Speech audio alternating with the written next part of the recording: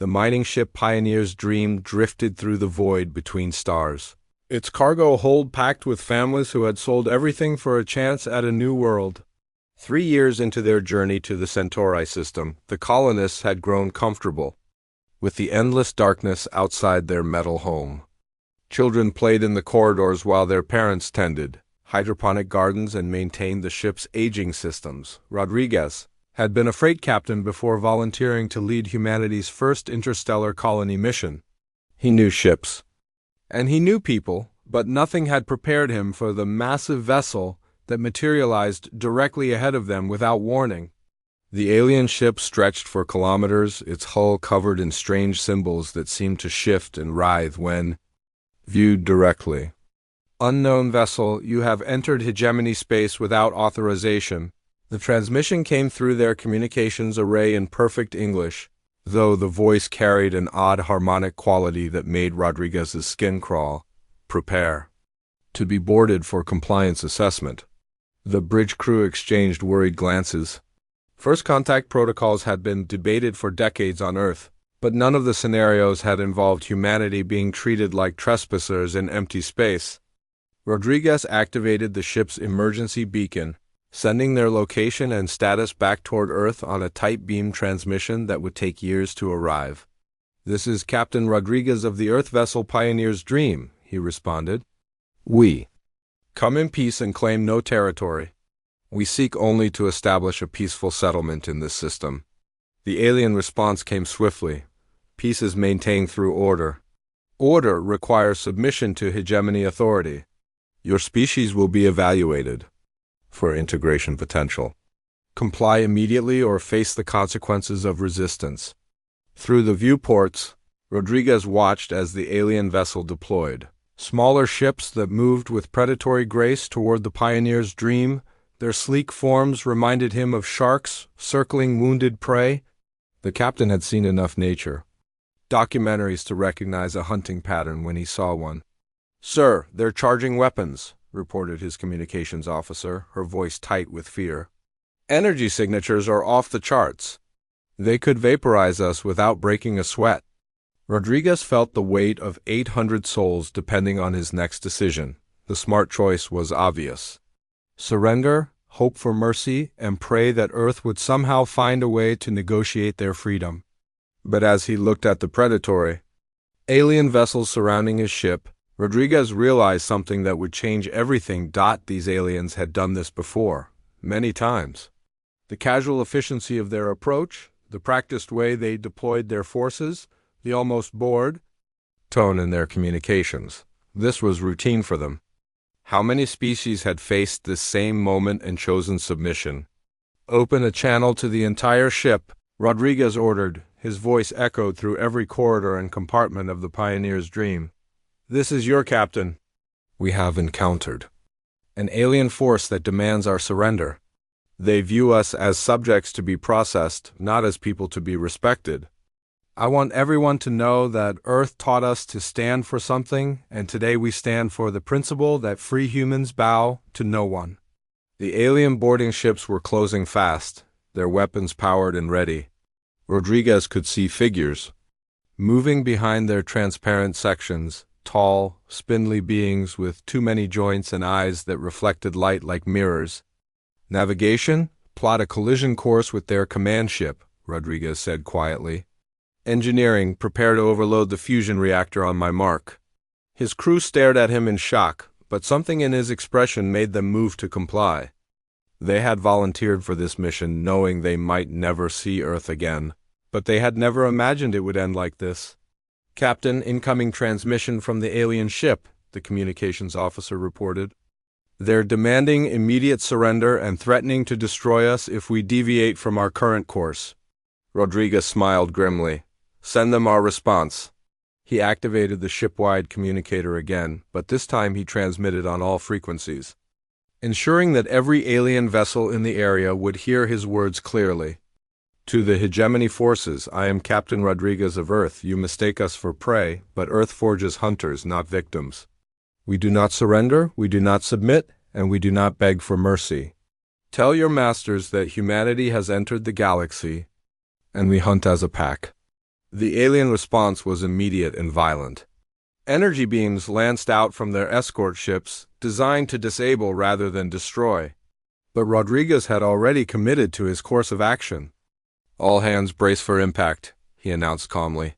"Today we show the galaxy what humans are made of." The Pioneer's dream accelerated toward the massive alien command vessel, its fusion drives pushing past safety limits. The aliens seemed stunned.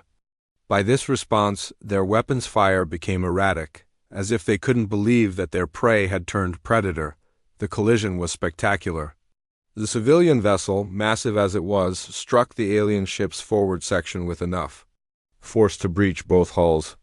In the moment before the overloading reactor turned both ships into a brief new star, Rodriguez's final transmission reached every sensor array within a dozen light years. "Earth remembers its children. Earth will come for you." The explosion lit up the Centauri system for several minutes before fading to a cooling cloud of debris. The surviving hegemony vessels circled the wreckage in confusion, their crews struggling to understand what they had witnessed. In their long history of conquest, no species had ever chosen mutual destruction over submission. Light years away, hidden among the asteroids of the outer system, human military vessels detected the explosion's electromagnetic signature. Admiral Foster reviewed the data with cold fury, already planning humanity's response to this first contact. The hegemony had just learned that Earth's children did not die quietly, but they had not yet grasped the full implications of that lesson. They would soon discover that human hunters never stopped pursuing their prey, and the galaxy was about to become a much more dangerous place for those who mistook civilization for weakness. The emergency session of the World Defense Council convened in the deep bunkers beneath Geneva, where humanity's military leaders had been preparing for this day since the first radio telescope detected artificial signals from space. General Thompson stood before the assembled representatives, his weathered face grim as he activated the holographic display showing the Centauri system. "The Pioneer's dream is gone," he announced without preamble. "All 800 souls aboard died rather than surrender to alien forces. But they bought us something invaluable, intelligence about our enemy's capabilities and intentions." The representatives shifted uneasily in their seats. For decades, they had debated whether first contact would bring enlightenment or extinction. Now they had their answer. Dr. Martinez, the Council's xenobiology specialist, stepped forward with a tablet full of intercepted alien communications. Based on the transmission patterns Captain Rodriguez recorded before his death, we're dealing with a hierarchical species that views other civilizations as resources to be harvested or eliminated. They call themselves the hegemony, and they've been doing this for a very long time. "How long?" asked the European representative. "Conservative estimates suggest thousands of years. They've perfected the process of what they call the culling protocol, a systematic approach to breaking newly spacefaring species through overwhelming force and psychological intimidation." Thompson nodded grimly. "Which brings us to Project Wolfpack." The holographic display shifted to show the solar system, but not as the public knew it. Hidden among the asteroid belt, disguised as mining operations and research stations, dozens of heavily armed platforms appeared in the projection. The moon's far side revealed massive railgun installations, while Earth's orbital space showed a network of weapon satellites masquerading as communication relays. "For 30 years, we've been preparing for this moment," Thompson continued. "Every mining expedition, every scientific mission, every piece of infrastructure we've launched has had a dual purpose. The hegemony expects to find a defenseless world protected by primitive chemical rockets. They're about to discover that Earth breeds survivors." Within hours of the council meeting, priority transmissions raced through quantum communication networks to every human installation beyond Earth's atmosphere. On Ceres Station, Administrator Park received orders to activate the hidden armaments that had been installed alongside the facility's ice mining equipment. The Luna City garrison uncovered weapon caches that had been sealed beneath the settlements. Foundation since its construction, the hegemony punitive fleet arrived in Earth's solar system exactly 72 hours after the Centauri incident. Their formation was impressive, 20 massive warships accompanied by hundreds of smaller vessels, enough firepower to reduce a planet's surface to molten slag. Admiral Korith, commander of the hegemony forces, had performed this operation successfully on 43 worlds. The pattern never varied: demonstrate overwhelming force, demand submission, then process the survivors for integration into the hegemony's vast empire. Deploy standard intimidation formation, Korith ordered from his flagship's command center. Begin deep scan of the system for military installations. What their scanners revealed defied everything they thought they knew about primitive civilizations. The asteroid belt swarmed with activity as hidden bases came online, their stealth fields dropping to reveal weapons platforms that had been invisible moments before. Earth's moon lit up with targeting signatures as massive electromagnetic launchers swiveled toward the alien fleet. "Sir, we're detecting over 300 armed installations throughout the system," reported the hegemony scanning officer, his voice edged with disbelief. "Energy signatures suggest weapons capable of penetrating our shields." Korith studied the tactical display with growing unease. In 4 centuries of conquest, he had never encountered a species that had weaponized their entire solar system. Open communications with the planetary government. Perhaps they can be reasoned with. The response came not from Earth, but from every armed platform in the system simultaneously. Admiral Foster's voice carried clearly across all frequencies, cold and precise as winter steel. "Hegemony forces, this is Admiral Foster, Supreme Commander of Earth Defense Forces. You have committed an act of war against the people of Earth by destroying our colonial vessel and murdering our citizens. We reject your authority and deny your right to exist in our space. Surrender immediately or face the consequences."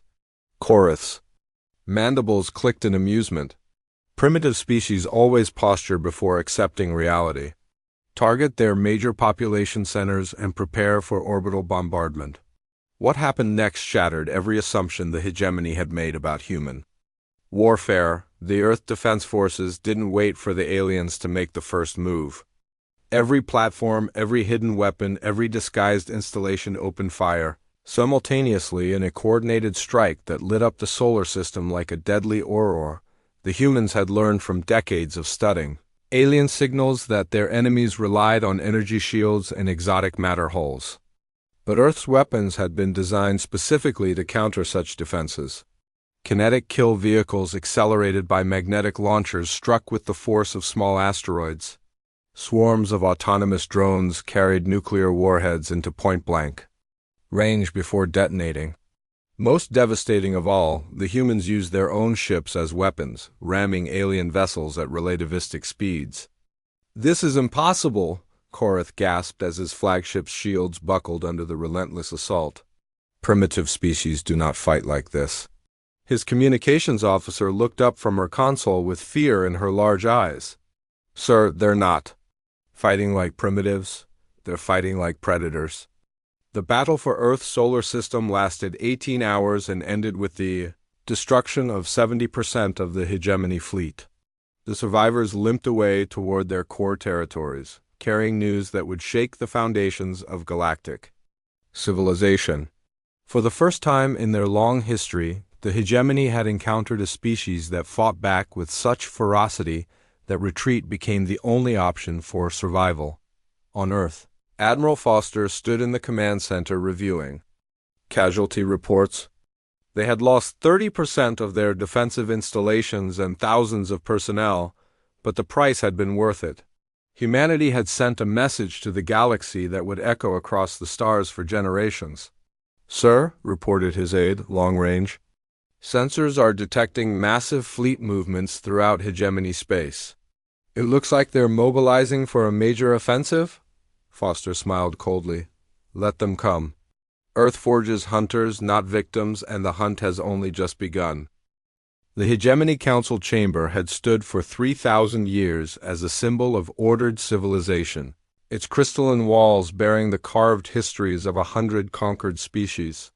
Today those same walls trembled as High Arbiter Velek struggled to comprehend the reports flooding in from across their empire.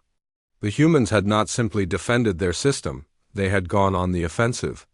17 supply convoys destroyed in the Rigel sector, reported military coordinator Thren, his usual composure shattered. The attacks follow no pattern we can predict. They strike from the void, destroy everything, then vanish before reinforcements arrive. Vilac's primary eyes focused on the tactical display while her secondary eyes scanned intelligence reports. The situation defied everything the hegemony understood about primitive warfare. How are they even reaching our core territories? Their fastest vessels should take decades to traverse those distances. We believe they captured our ships during the Sol engagement, another coordinator interjected. They seem to have reverse-engineered our hyperdrive technology in a matter of months. What the hegemony leaders could not grasp was that humanity had been preparing for interstellar warfare long before they achieved it.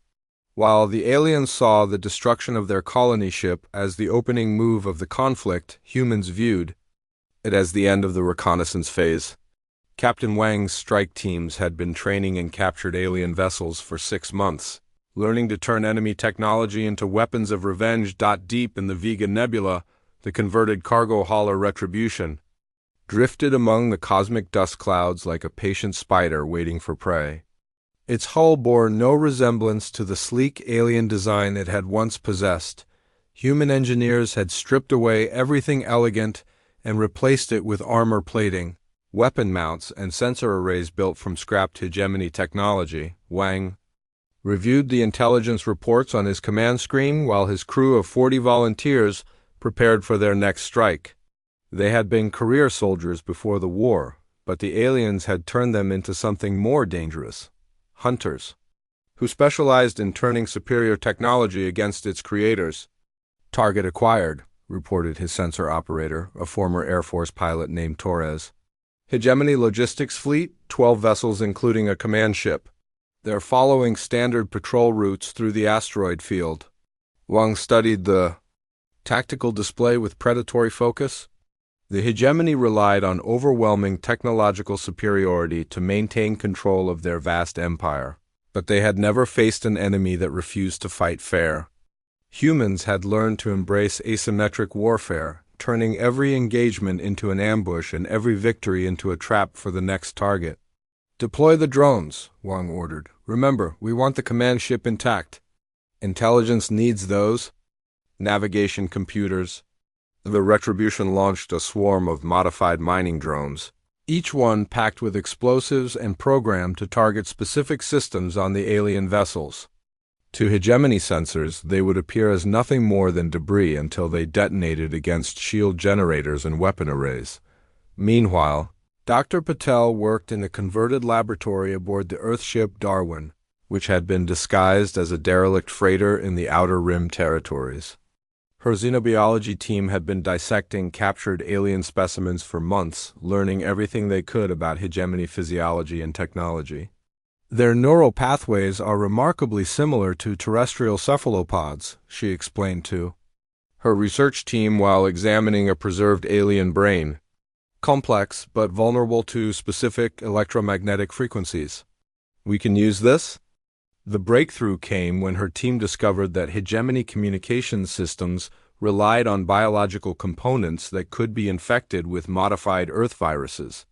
Within weeks, they had developed a weapon that would turn alien ships into floating tombs, their crews incapacitated by seizures that their medical technology couldn't treat. The psychological impact on the hegemony was devastating. For millennia, they had conquered through predictable displays of superior force. But humans fought like the apex predators they had evolved to be, striking without warning and disappearing back into the vast darkness of space, every destroyed convoy, every captured ship, every virus-infected crew member sent the same message: nowhere in hegemony space was safe. They adapt faster than any species we have encountered, High Arbiter Velik admitted during an emergency session of the ruling council. We destroy their vessels, they build new ones from our wreckage. We develop countermeasures, they modify their tactics overnight. It is as if they view warfare not as a means to an end, but as an evolutionary process. The truth was even more disturbing. Humanity had spent its entire evolutionary history as persistence hunters, following prey across vast distances until exhaustion made resistance impossible. The galaxy had given them a larger hunting ground and more dangerous prey, but the fundamental strategy remained unchanged. Captain Wang's strike teams began coordinating with other human raiders throughout hegemony space. They shared intelligence, weapons technology, and tactical innovations through encrypted quantum communications that piggybacked on the aliens' own network infrastructure. Each successful raid provided resources for 10 more operations. The hegemony tried to adapt by increasing convoy escorts and establishing heavily fortified supply bases. But the humans simply changed tactics, infiltrating alien facilities with captured technology and turning defensive systems against their operators. They poisoned water supplies with biological agents, sabotaged reactor cores to create devastating explosions, and reprogrammed automated systems to attack their own crews. Sir, we're receiving reports of coordinated uprisings in 3 client systems, reported Military Coordinator Thren, his voice hollow with defeat. The subject species are using human-supplied weapons to attack our garrisons. High Arbiter Velik felt the foundations of her civilization cracking beneath the relentless pressure of human aggression. The hegemony had maintained order for thousands of years by demonstrating that resistance was futile. But Earth's children had proven that resistance was not only possible but profitable. "How many ships have we lost?" she asked quietly. "In the past 6 months, nearly 40% of our mobile forces." But the losses extend beyond mere vessels. Entire sectors are declaring independence, and our subject species are beginning to question our authority. From the outer rim of hegemony space, Admiral Foster received regular reports from his raiders and felt a cold satisfaction at their success. The aliens had expected to face a primitive civilization defending its homeworld. Instead, they had encountered an entire species that viewed the galaxy as their hunting ground and considered no prey too large to bring down. The hunt was entering its next phase, and humanity's appetite for revenge was far from satisfied. The hegemony capital world of Dominion Prime had never known the shadow of enemy ships in its skies. For 3 millennia, it had served as the administrative heart of a galactic empire that spanned 40,000 star systems. Its crystalline spires housed the bureaucrats and military leaders who managed the subjugation of countless species, while its orbital shipyards produced the vessels that enforced hegemony law across the galaxy. High Arbiter Velik stood in the Supreme Command chamber, watching tactical displays that showed the slow collapse of her empire's outer territories. Red indicators marked human raids, orange zones showed rebellious client species, and vast swaths of formerly controlled space now displayed as contested or lost entirely. "The humans have destroyed our capacity to wage coordinated war, Military Coordinator Thren reported, his voice carrying the weight of impending defeat. "They do not simply attack our fleets, they corrupt our logistics, poison our supply lines, and turn our own subject species against us." What the hegemony leadership failed to understand was that humanity's dispersed raids were not random acts of vengeance, but part of a carefully orchestrated strategy designed by Admiral Foster and his command staff. Every captured ship, every liberated world, and every successful sabotage mission served to draw hegemony forces away from their core territories, light years away. Foster stood in the command center of the battleship Nemesis, reviewing the final phase of Operation Apex. Around him, holographic displays showed the positions of human fleets that had been secretly assembled throughout hegemony space over the past year. "All strike groups report ready for synchronized jump," announced his communications officer. "We have 200 ships in position across 17 different vectors." Foster had learned from studying alien tactics that the hegemony relied on centralized command structures and overwhelming technological superiority. But like most apex predators throughout Earth's history, they had grown complacent in their dominance. They could not conceive of prey that would dare to attack the predator's own lair. "Execute Operation Apex," Foster commanded. "All units, begin. Final approach to Dominion Prime. The human fleet that materialized in the Dominion system defied every assumption the hegemony had made about primitive warfare capabilities. These were not the crude vessels they had encountered during the initial Earth defense. Human engineers had spent months reverse engineering captured technology and improving upon it with innovations the aliens had never considered. The Nemesis itself exemplified this hybrid approach to warfare. Its hull incorporated hegemony shield generators and hyperdrive systems, but its weapons were pure human engineering, railguns that could punch through exotic matter armor, nuclear torpedo swarms designed to overwhelm point defense systems, and electronic warfare suites that could turn alien ships into helpless targets. "Sir, detecting massive fleet movements throughout the system," reported the tactical officer. "The hegemony is scrambling everything they have." Foster studied the enemy formations with cold calculation. The hegemony possessed superior individual ships and advanced defensive installations, but they had never faced an enemy that coordinated attacks across multiple star systems simultaneously. While their forces rushed to defend Dominion Prime, human raiders were striking at dozens of other critical targets throughout their empire. "Deploy the virus packages," Foster ordered. "Let's see how their integrated command systems handle a little human ingenuity." Dr. Patel's biological weapons had evolved far beyond their original design.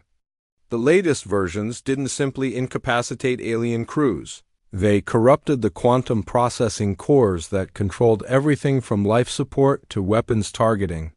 Hegemony ships found themselves firing on their own formations, while their environmental systems began recycling toxic atmosphere. High Arbiter Velek watched in horror as her fleet began tearing itself apart. "How is this possible? Our security protocols should prevent such infiltration." "The humans don't think like us," Thren replied, his composure finally cracking completely. "They don't try to overcome our defenses. They turn our own systems into weapons. Every advantage we possess becomes another tool for them to exploit." The battle for Dominion Prime raged for 3 days and nights, but the outcome had been predetermined by months of careful preparation. Human forces didn't simply attack the heavily defended world. They systematically dismantled the infrastructure that supported hegemony civilization. Shipyards became expanding clouds of debris. Communication arrays fell silent one by one. Orbital defense platforms turned their weapons on each other as corrupted software spread through their networks like a plague on the surface of Dominion Prime. Alien civilians who had never imagined their world could be threatened huddled in shelters as human landing forces secured strategic targets. But Foster's troops had specific orders. They were not conquerors seeking territory, but hunters eliminating a threat to their species. Survival. The end came when human commandos penetrated the central government complex where the hegemony's ruling council had barricaded themselves.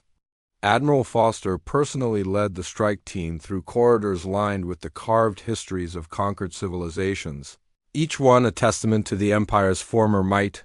High Arbiter Velek faced the human commander in the Supreme Chamber where her predecessors had planned the subjugation of the galaxy. She expected demands for territory, resources, or political concessions. Instead, Foster's terms were devastatingly simple. "The hegemony is dissolved," he announced without ceremony. "Your fleets will be disbanded, your weapons destroyed, and your client species granted independence. Any attempt to reconstitute your empire will result in the complete eradication of your civilization." Velak's primary eyes focused on the human admiral while her secondary eyes took in the devastation, visible through the chamber's transparent walls. Her empire lay in ruins, her fleets were scattered or destroyed, and her authority had evaporated like mist before the dawn. "You cannot possibly govern 40,000 star systems," she protested. "Without the hegemony's stabilizing influence, the galaxy will descend into chaos," Foster smiled coldly. "We're not interested in governing anyone. Earth forges hunters, not bureaucrats. But we'll make sure that no one else tries to build an empire on the bones of free civilizations." The transmission that followed was broadcast to every inhabited world in the galaxy, carrying a message that would reshape interstellar civilization for generations to come. The age of the hegemony was over, and a new apex predator had claimed dominance over the galactic ecosystem. Humanity had evolved in competition with creatures far larger and more powerful than themselves, learning to bring down prey through persistence, intelligence, and coordinated pack tactics. Now they had applied those same skills to an interstellar scale, proving that technological superiority meant nothing when faced with an opponent that refused to accept defeat. The galaxy would never be the same. The morning sun cast long shadows across the ruins of Geneva as President Brooks walked through the reconstruction sites where humanity was rebuilding its shattered world. 6 months had passed since the fall of Dominion Prime, and Earth bore the scars of a war that had tested every limit of human endurance. But those scars also told the story of a species that had faced extinction and chosen to fight back with such ferocity that their enemies now feared to speak their name. In the depths of the rebuilt command center, Admiral Foster reviewed reports from across the galaxy. The collapse of the hegemony had created a power vacuum that dozens of species were rushing to fill. But humanity's reputation as apex predators had fundamentally altered the nature of galactic politics. Former client species no longer sought masters. They sought protectors who could defend them from the chaos that followed Empire's end. The Altarian Republic has formally requested inclusion in the Terran Accords, reported his aide, placing another data pad on the growing pile of diplomatic correspondence. That brings our total to 47 species seeking protective agreements. Foster nodded absently while studying a tactical display that showed human fleet positions throughout known space. Unlike the hegemony's centralized approach to governance, humanity had established a network of autonomous battle groups that could respond to threats anywhere in the galaxy within weeks rather than years. The Terran Accords represented a completely new approach to interstellar relations. Humanity offered military protection and technological assistance to any species willing to sign the agreement, but the terms were non-negotiable. Client species maintained complete internal autonomy in exchange for 2 simple commitments. They would never again subjugate other civilizations, and they would provide support to human military operations when requested. "Sir, urgent message from Battle Group 7, his communications officer announced. They've encountered something unusual in the Magellan sector. The holographic display shifted to show the bridge of the destroyer Valkyrie, where Captain Torres reported her findings with barely contained excitement. "Admiral, we've made contact with a previously unknown species called the Keth Empire. They've been expanding aggressively into former hegemony territory, enslaving refugee populations and stripping worlds of resources." Foster felt a familiar coldness settle over his thoughts. In the months since humanity's victory over the hegemony, they had encountered dozens of minor empires trying to exploit the power vacuum. Most had quickly abandoned their expansionist ambitions when faced with human military forces, but apparently some species required more direct education. "What are their capabilities?" he asked. "Significant," Torres replied grimly. "Their technology is roughly equivalent to early hegemony designs, and they have numerical superiority in their home systems. More importantly, sir, they've been studying our tactics. They know we're coming." This was precisely the scenario Foster had been expecting. Humanity's rise to galactic dominance had been built on superior tactics and the element of surprise, but both advantages would inevitably be countered by adaptive enemies. The next phase of human expansion would require a fundamentally different approach. "Prepare the fleet for departure," Foster ordered. "It's time to show the galaxy that Earth's hunters adapt faster than their prey can evolve defenses." The Keth Empire had indeed been studying human warfare, but their analysis had focused on the wrong elements. They understood that humans use superior coordination and innovative tactics to defeat larger forces, so they prepared massive defensive formations, designed to eliminate any advantage of mobility or surprise. What they failed to grasp was that humanity's greatest strength had never been tactical innovation, but psychological warfare on a species-wide scale. When the human fleet arrived in Keth space, they didn't attack the heavily defended military installations.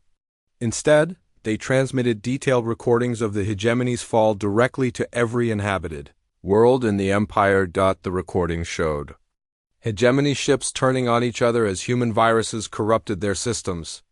They displayed the wreckage of Dominion Prime's orbital defenses floating like broken toys around their homeworld. Most devastatingly, they included footage of High Arbiter Velek's surrender, complete with her admission that the mighty hegemony had been utterly outmatched by a supposedly primitive species. People of the Keth Empire, Foster's message accompanied the recordings. Your leaders have chosen to follow the same path as the hegemony. They believe that superior numbers and defensive preparations will protect them from humanity's wrath. The former rulers of 40,000 worlds believed the same thing. The psychological impact was immediate and devastating. Keth military units began deserting their posts as they realized their empire was following a strategy that had already failed spectacularly. Civilian populations demanded that their leaders negotiate with the humans rather than fight a war they could not win within weeks. The Keth Empire's aggressive expansion ground to a halt as their military commanders focused on preventing rebellion rather than conquest. When human diplomatic envoys finally arrived to discuss terms, they found a civilization already convinced of humanity's invincibility. President Brooks addressed the United Nations General Assembly 6 months after the Keth Empire's peaceful integration into the Terran Accords. The Great Hall was packed with representatives from Earth's rebuilt nations and delegates from dozens of alien species, all focused on her words. When the hegemony destroyed our colony ship and murdered our people, they believed they were culling another weak species that would submit to their authority, she began, her voice carrying clearly through the chamber. They could not have been more wrong. The holographic display behind her showed a map of known space, with human-protected territories marked in blue and expanding steadily into regions once controlled by various empires and aggressive species. Each blue zone represented not conquest, but the voluntary association of civilizations that had chosen human protection over the chaos of unregulated expansion. Earth forges hunters, not victims, Brooks continued. But we are not the mindless predators that our enemies feared. We hunt those who would prey upon the innocent, and we protect those who seek to live in peace. The applause that followed came not just from human representatives, but from dozens of alien species who had found safety under humanity's protective umbrella. The galaxy was entering a new age of stability, but it was a stability enforced by the constant threat of human retaliation against any species that chose aggression over cooperation. In the Outer Rim territories, human exploration fleets pushed into uncharted space, carrying sensors designed to detect signs of aggressive civilizations and weapons, capable of eliminating any threat to the new galactic order. They transmitted a simple message on all frequencies as they advanced into the unknown. This is the Terran Navy. We come seeking peaceful contact with intelligent species. But know this, Earth remembers its children, and we will not tolerate threats to civilized beings anywhere in the galaxy. Choose your path carefully. The age of empires built on conquest and subjugation was ending, replaced by a new paradigm, where humanity served as the apex predators of galactic civilization. The hunt would never end, because somewhere in the vastness of space, there would always be those who mistook compassion for weakness and civilization for vulnerability. They would learn, as the hegemony had learned, that Earth forges hunters who never stop pursuing their prey.